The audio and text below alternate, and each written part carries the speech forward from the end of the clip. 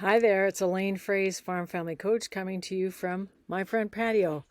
And while I'm recording this, there may be a semi-truck or two going by because we're busy serving customers at our farm at Boissevain Select Seeds near Boissevain. I'm holding a sprig of lavender, but things are not always you appear. This is fake lavender that I like to put in my office just as a reminder of how beautiful it is. But lavender also has the property of helping people sleep better at night. And my curiosity in this insight is, how are you sleeping on your farm? What is the culture of what you behave, what you believe to be true, and how you make decisions? Because many of the people who've come into the family dynamic do not feel seen and do not feel heard. So I'd like you just to think about the three dynamics and systems that are in play. There's a family system, which everybody is supposed to be in, even the people who marry into your family.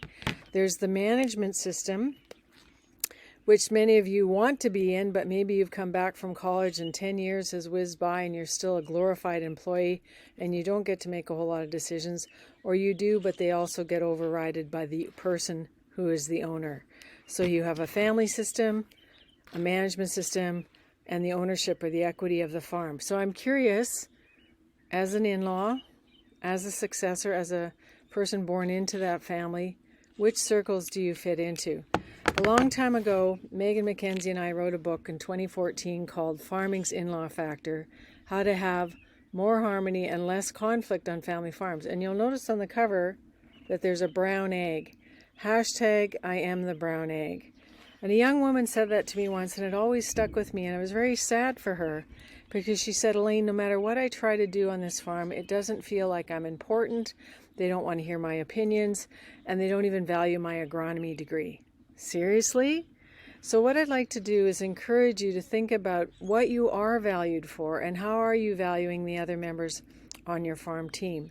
Are you getting lots of no's when you question about the succession conversations? Are you invited to the table? And I'd like to use the framework that I read in Nonviolent Communications, an amazing book by Dr. Marshall Rosenberg. And he explains that we need to make an observation. What is the behavior they're observing? And if you want to question that behavior, then you need to come from curiosity. I'm just curious, where is it written that the in-laws don't get to put input into how this farm is run or how the circles are transferred over from the management circle to the ownership circle? So come from curiosity. The second piece that Marshall Rosenberg speaks about is your feelings. And if you just Google emotion behavior wheel, you'll come up with all kinds of feelings like disapproval, disappointed, awful, shame, despair, embarrassed, unwanted, inferior.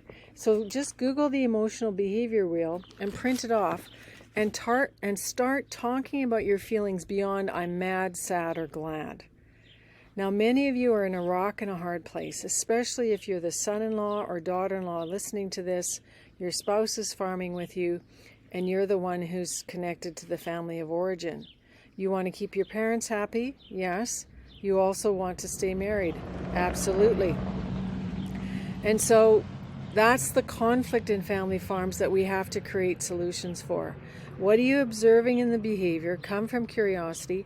How are you feeling? Express your emotions, because expressing emotions is a positive conflict behavior. And the next thing is to talk about what you need. So here's a magical question for all of you on your farm team. What is it, Dad, that you're needing in this moment to help us keep moving forward with our transition plan? What is it, Mom, that you need? What is it that you need, son? What is it that you need, daughter? What is that you need, spouse or in-law? And please stop calling these people outlaws. Language is highly important. And Rosenberg says your feelings and emotions need a name so that you can actually create solutions around that. So you observe, you express your emotions and feelings, you ask about what do you truly need in this moment, and then the last piece is, may I make a request? And my request to you as a farm coach is to stop pushing the in-laws outside of the management and equity ownership decision-making circle. Bring everybody to the table. Respect everyone as a valued human being and make everybody on your farm team feel seen and heard. The options, if you don't do this, are pretty dismal. Divorce is not an option. And if it becomes one, you think about taking responsibility and accountability for how you have helped plant those seeds of discontent. I'm Elaine Fraze, Farm Family Coach, coming to you from my farm near Boissevain, Manitoba, and I invite you to sign up for my wait list for a new project we have coming in the fall, where you'll be able to spend more time with me live 4 times a month so that we can talk about how you're going to create a better culture on your farm and increase harmony through understanding. See you soon.